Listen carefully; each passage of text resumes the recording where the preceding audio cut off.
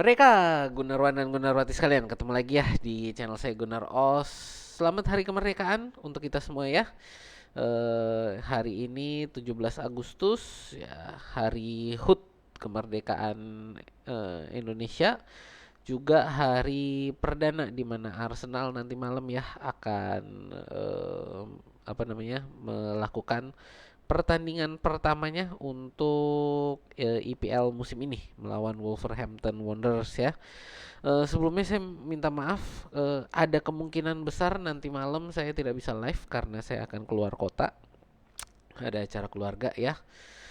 Jadi saya usahakan akan bisa live, tapi kalau settingannya tidak memungkinkan, kemungkinan besar saya tidak akan live gitu ya. Oke, tidak berlama-lama. Oh ya, ini adalah segmen sepekan Arsenal ya, segmen di mana saya merekap berita-berita yang penting dari Arsenal untuk sepekan terakhir. Di mana pekan ini ada beberapa saga transfer yang menurut saya cukup seru untuk dibahas ya.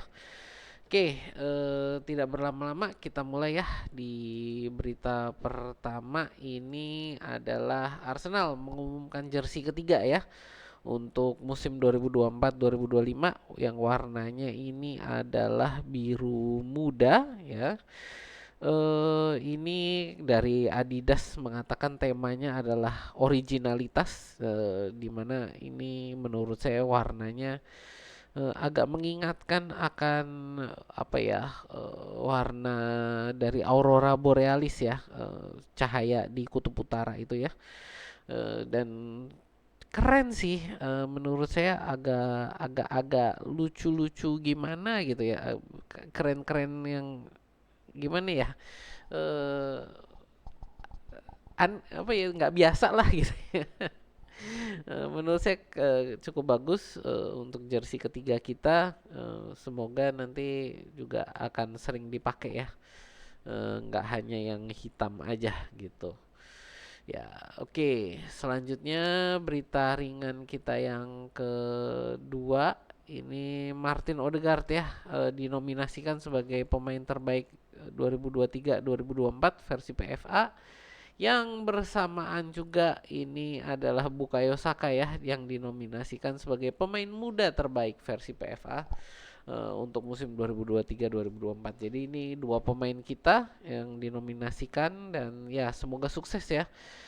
Semoga bisa nih Odegaard dan Saka jadi pemain terbaik dan pemain muda terbaik. Tapi kalau menurut saya mungkin pemain muda terbaik, sepertinya kalau menurut saya pribadi sih Cole Palmer lebih lebih pantas lah ya, untuk pemain muda terbaik, karena yang bisa ngangkat Chelsea kemarin, musim kemarin, menurut saya perannya sangat besar Cole Palmer. Jadi ya kalau misalkan Saka kalah sama Cole Palmer, menurut saya hal yang adil lah ya.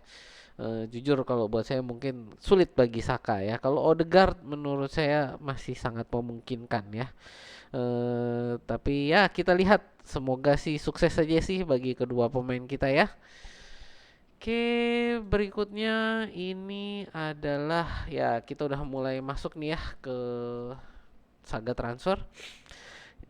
Reece Nelson ini ya, kita sangat kesulitan juga nih untuk menjual Reece Nelson karena tidak banyak peminatnya, dan Leicester yang tadinya berminat sudah mengarahkan perhatiannya kepada Adam Hlozek ya. Dari mana sih Adam Hlozek ini?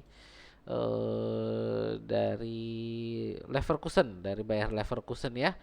Cuman ternyata transfer yang tadinya sudah here we go ya, Adam Hlozek ini dibajak oleh Hoffenheim dan berhasil dibajak secara sukses oleh Hoffenheim. Jadi Adam Hlozek ini akan tetap di Bundesliga walaupun akan ke klub yang berbeda.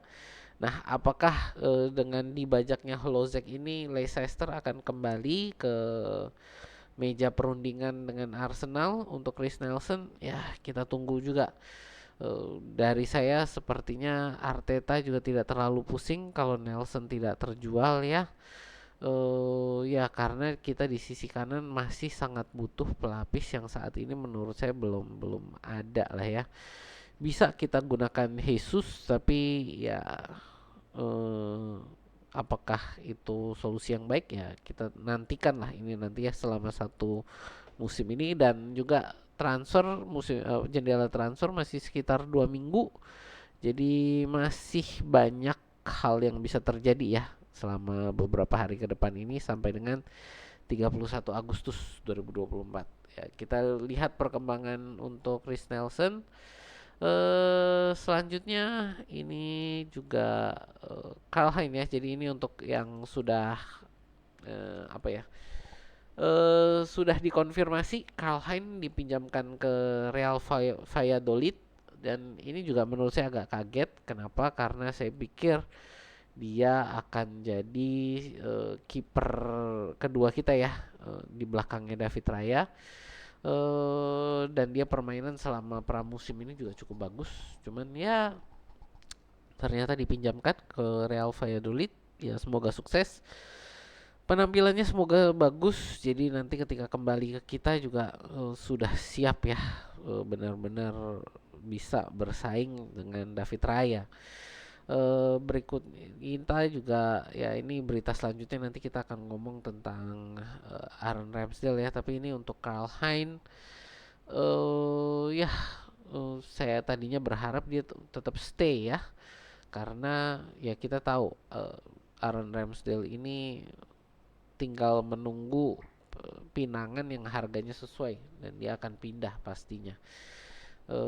Jadi kalau misalkan kita kehilangan dua kiper ya untuk tim utama, ini masih belum tahu juga nih siapa yang akan menjadi kiper cadangan bagi David Raya untuk musim ini. Apakah Tommy Setford? Apakah dia siap Tommy Setford gitu kan? Karena menurut saya dia juga masih U21 ya, masih usianya masih sangat muda dan saat ini bermain untuk tim akademi, baru juga didatangkan gitu kan. Apakah dia bisa bermain seperti sistem yang Arsenal inginkan? Kita lihat nanti ya. Jadi sekali lagi jendela transfer masih ada lebih kurang 2 minggu, jadi masih banyak hal yang bisa terjadi untuk posisi goalkeeper ini ya. Next ya, ini tadi ya Aaron Ramsdale yang baru saja Arsenal tolak ini untuk proposal peminjaman oleh Ajax, karena Arsenal inginnya ini adalah penjualan langsung, jadi tidak ingin pinjam-pinjaman. Kalau mau adalah pembelian. Kemungkinan besar juga kalau mau peminjaman, Arsenal inginnya ini adalah peminjaman dengan apa namanya, klausul kewajiban membeli. Nah, ini kan yang kalau dari beritanya sepertinya ini hanya peminjaman, jadi tanpa embel-embel opsi pembelian apalagi klausul apa namanya, wajib beli gitu. Jadi makanya ini langsung ditolak mentah-mentah oleh Arsenal gitu. Ya, ini juga masih saga yang masih apa ya, masih panjang menurut saya, karena belum ada peminat serius. Kalau dikabarkan sih nih Ajax masih tertarik dengan Ramsdale dan ada kemungkinan akan kembali dengan proposal yang ya mungkin sudah diubah ya untuk proposal pembelian, atau tadi ada kewajiban belinya gitu. Ya, kita lihat lagi juga ya, ini sekali lagi jendela transfer. Ya, sangat sedih sih kalau Ramsdale keluar, tapi ya memang demi karir dia ada baiknya dia untuk mencari waktu bermain yang lebih terjamin gitu ya. Next, berita selanjutnya. Nah, ini ya untuk berita utama kita nih yang mungkin teman-teman juga sudah tunggu. Plot twist ya ini. Transfer saganya Eddie Nketiah, di mana ini kemarin kan sudah serius banget ya dengan Olympique Marseille. Bahkan dikabarkan Olympique Marseille sudah mencapai kesepakatan personal dengan Eddie Nketiah. Namun akhirnya Marseille membatalkan ya, karena tidak bisa memenuhi harga yang diinginkan oleh Arsenal. Jadi penawaran terakhir dari Arsenal itu adalah peminjaman dengan kewajiban beli senilai 30 juta euro gitu, dan Marseille lebih memilih Elie Wahi ya dari Lens, jadi juga sesama Ligue 1, dan kabarnya sih harganya sekitar 27 juta euro gitu. Ya, jadi ya ini sangat disayangkan, tapi ya kalau menurut saya kita memang harus tegas ya kepada harga yang kita inginkan.